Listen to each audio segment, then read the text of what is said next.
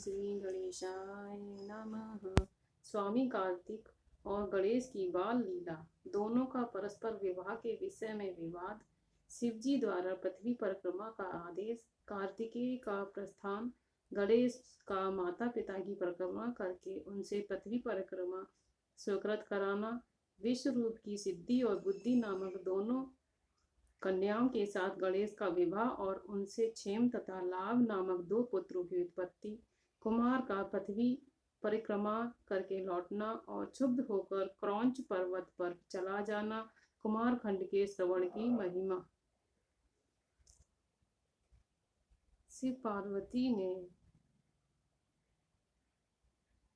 कहा, सुपुत्रों, हम लोगों ने पहले से ही एक ऐसा नियम बना रखा है जो तुम दोनों के लिए सुखदायक होगा। अब हम यथार्थ रूप से उसका वर्णन करते हैं, तुम लोग प्रेम पूर्वक सुनो। प्यारे बच्चों, हमें तो तुम दोनों पुत्र समान ही प्यारे हो, किसी पर विशेष प्रेम हो ऐसी बात नहीं। अतः हमने तुम लोगों के विवाह के विषय में एक ऐसी शर्त बनाई है जो दोनों के लिए कल्याणकारी होगी। सारी पृथ्वी की परिक्रमा करके पहले लौट आएगा, उसी का शुभ विवाह पहले किया जाएगा।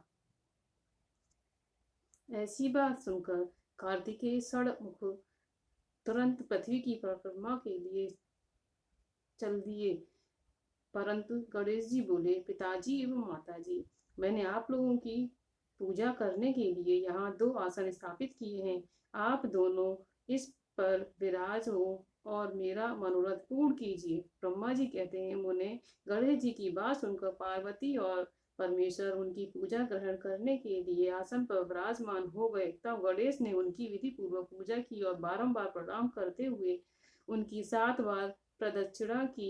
बेटा नारद, गणेश तो बुद्धि सागर थे ही, वे हाथ जोड़कर प्रेम मग्न माता पिता की बहुत प्रकार से स्तुति करके बोले, हे माता तथा पिता, आप लोग मेरी उत्तम बात सुनिए और शीघ्र ही मेरा शुभ विवाह करा दीजिए।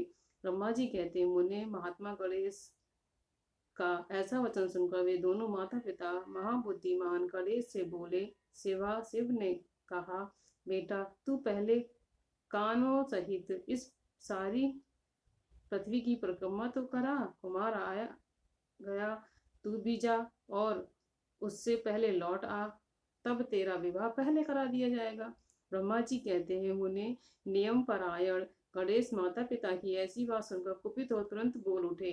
गणेश जी ने कहा, हे माता तथा पिता, आप दोनों सर्वश्रेष्ठ धर्म रूप और महाबुद्धिमान हैं, अतः धर्मानुसार मेरी बात सुनिए। मैंने 7 बार पृथ्वी की परिक्रमा की है, फिर आप लोग ऐसी बात क्यों कह रहे हैं? ब्रह्मा जी कहते हैं, मुने, शिव पार्वती तो बड़े लीलानंदी ही ठहरे।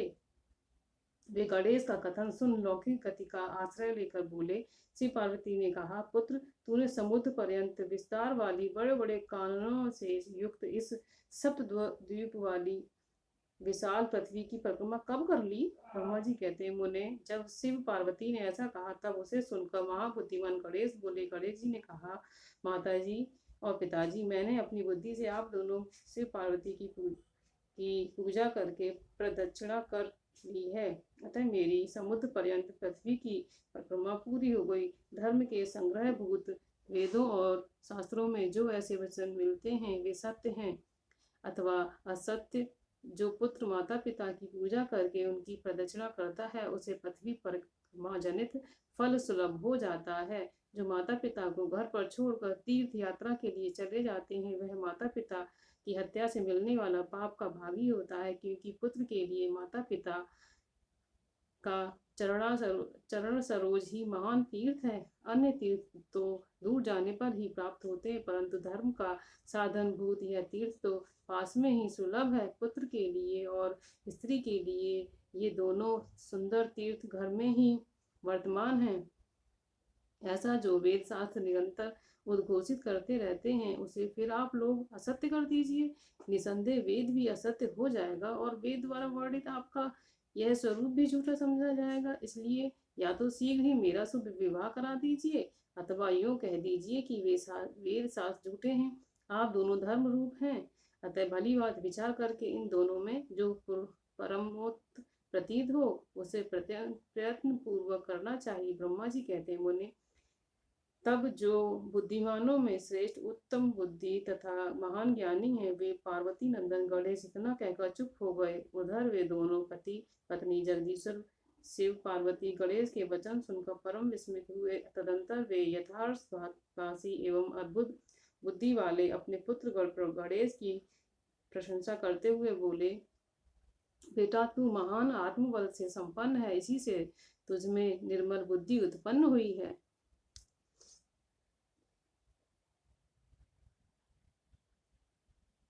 शिव पार्वती बोले, तूने जो बात कही है वह बिल्कुल सत्य, अन्यथा नहीं है। दुख का अवसर आने पर जिसकी बुद्धि विशिष्ट हो जाती है उसका दुख उसी प्रकार विनिष्ट हो जाता है, जैसे सूर्य के उदय होते ही अंधकार। जिसके पास बुद्धि है वही बलवान है, बुद्धिहीन के पास बल कहाँ। पुत्र, वेद शास्त्र और पुराणों में बालक के लिए धर्मपरायण की जो बात कही गई है वह सब तूने पूरी कर ली। तूने जो बात कही है वह दूसरा कौन कर सकता है। हमने तेरी वह बात मान ली, अब इसके विपरीत नहीं करेंगे। विश्व रूप के दिव्य स्वरूप संपन्न एवं सर्वांग शोभना दो सुंदर कन्याएं थीं जिनका नाम सिद्धि और बुद्धि था। भगवान शंकर और गिरिजा ने उन दोनों के साथ हर्ष पूर्वक गणेश का विवाह संस्कार संपन्न कराया। उस विवाह के अवसर पर संपूर्ण देवता प्रसन्न होकर पधारे।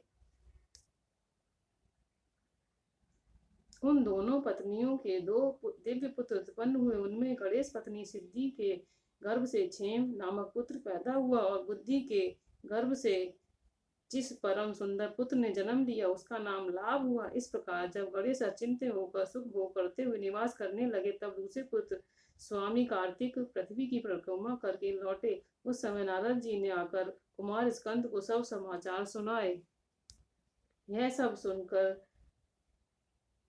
कुमार के मन में बड़ा क्षोभ हुआ और वे माता पिता शिव के द्वारा रोके जाने पर भी न रुककर क्रौंच पर्वत की ओर चले गए।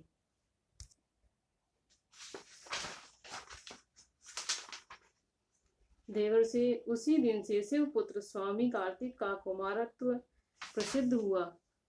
उनका नाम त्रिलोकी में विख्यात हो गया। वह शुभदायक सर्वपहारी पुण्यमय और उत्कृष्ट ब्रह्मचर्य की शक्ति प्रदान करने वाला है।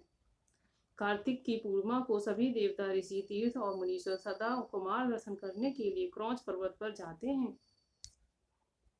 जो मनुष्य कार्तिकी पूर्णिमा के दिन कृतिका नक्षत्र का योग होने पर स्वामी कार्तिक का दर्शन करता है उसके समस्त पाप नष्ट हो जाते हैं और उसे मनवांछित फल की प्राप्ति होती है। शिव सेवा भी पुत्र स्नेह से विहल होकर प्रत्येक पर्वत पर कुमार को देखने के लिए जाते हैं। अमावस्या के दिन वहां स्वयं शंभु पधारते हैं और पूर्णिमा के दिन पार्वती जाती हैं। मुनीश्वर, तुमने स्वामी कार्तिक और गणेश जी के जो वृतांत मुझसे कहा है वह सब मैंने तुम्हें कह सुनाया। इसे सुनकर बुद्धिमान मनुष्य अपने समस्त पापों से मुक्त हो जाता है और उसकी सभी शुभकामनाएं पूर्ण हो जाती हैं। जो मनुष्य इस चरित्र को पढ़ता है अथवा पढ़ाता है एवं सुनता अथवा सुनाता है निसंदेह उसके सभी मनोरथ सफल हो जाते हैं। ओम श्री गणेशाय नमः। हर हर महादेव।